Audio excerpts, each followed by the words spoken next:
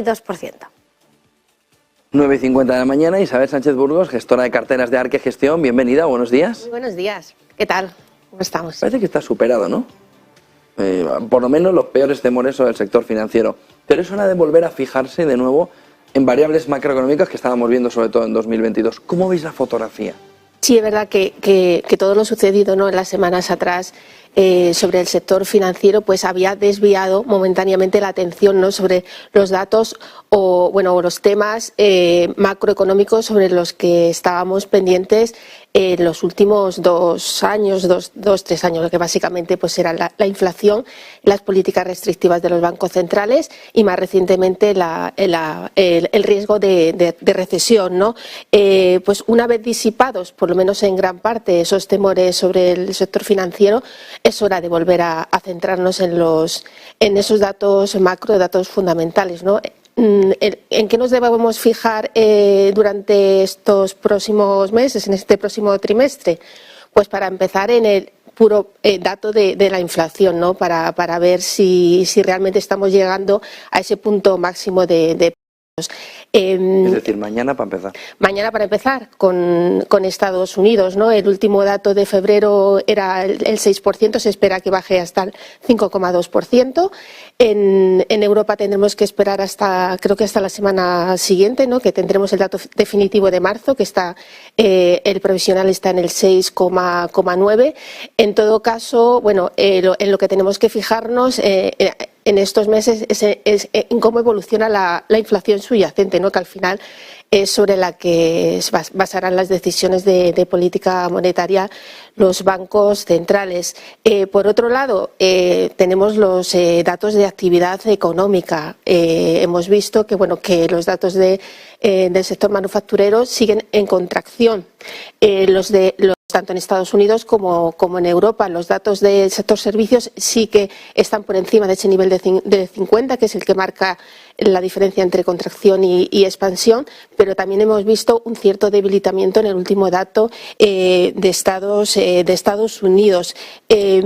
Por contra, en Estados Unidos el dato de empleo, es verdad que no se han creado tantos puestos de trabajo como se preveía, pero sigue siendo un mercado laboral fuerte. El dato de paro bajó, lo vimos la semana pasada, del 3,6 al 3,5, ¿no? Lo lógico es que a medida que se vayan deteriorando los datos económicos también veamos ahí pues unos datos de empleo peores, ¿no? Por otro lado, ¿a qué debemos estar atentos? Al precio de la energía. Estaba siendo controlado, pero es verdad que las recientes decisiones de la OPEP de hacer esos recortes adicionales pues también ha hecho volver a subir el precio del Brent, ¿no?, ya otra vez en $85 el barril. ¿Qué más? Eso es un dato inflacionista, ¿no? Por otro lado tenemos la reapertura de China, vamos a ver también cómo evoluciona, que es al contrario, es deflacionista, ¿no?, porque se empiezan a eliminar esas barreras que teníamos desde la pandemia. Con todo, pues los bancos centrales van a tener que estar ajustando esas fuerzas inflacionistas y deflacionistas con un objetivo claro, que es controlar la inflación y llevarla a ese 2%, en ese entorno del 2%. Los últimos movimientos que hemos visto en algunos bancos centrales, por ejemplo Australia, es verdad que llevaba 10 subidas consecutivas, ha hecho un parón para ver, ¿no?, cómo están funcionando esas políticas monetarias. Por el contrario, Nueva Zelanda ha seguido subiendo tipos de interés.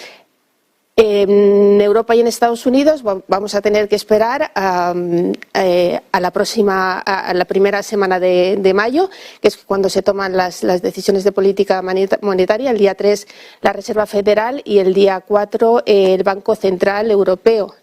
¿Qué esperamos? Pues básicamente lo que esperamos es que después de esa tormenta financiera pues los bancos centrales pues vuelvan a retomar su hoja de ruta en busca de ese control de la inflación. En el caso de Europa seguramente pues de forma un poco más agresiva que en el caso de Estados Unidos por por estar un poco más detrás del ciclo, ¿no? Pues esperamos que la Reserva Federal suba esos 25 puntos básicos adicionales hasta el 5, y luego el Banco Central Europeo pues seguramente pues adopte una subida de 50 puntos y podamos ver alguna subida adicional.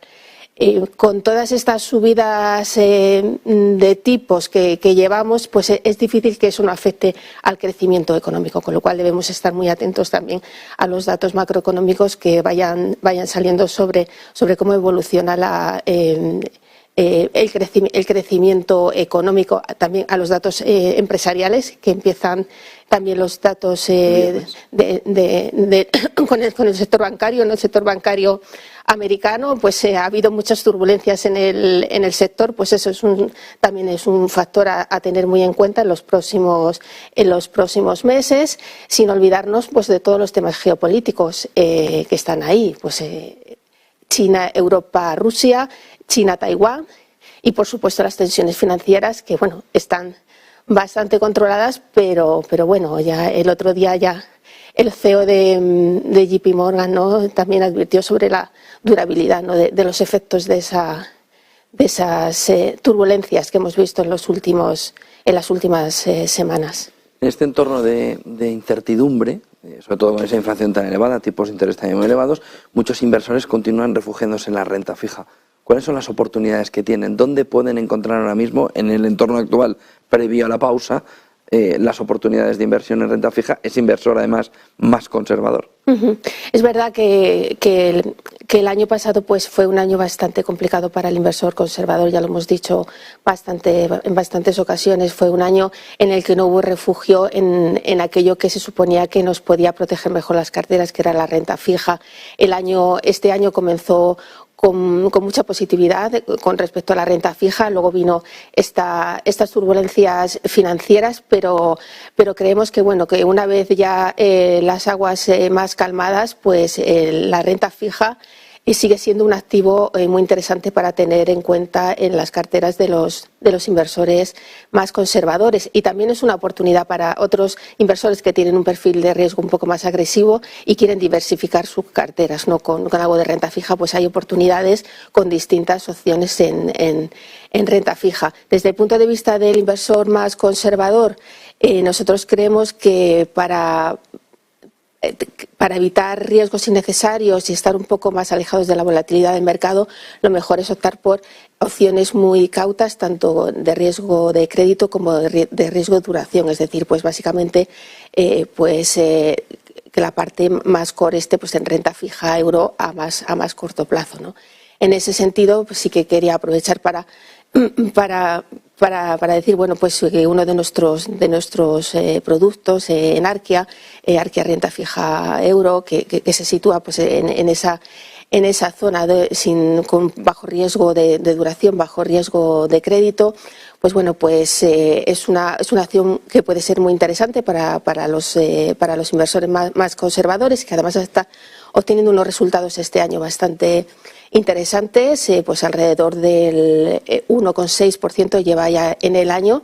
Eso supone pues casi un punto más que lo que están ofreciendo ahora mismo los fondos monetarios, que es hacia donde están yendo sobre todo los flujos de dinero, ¿no?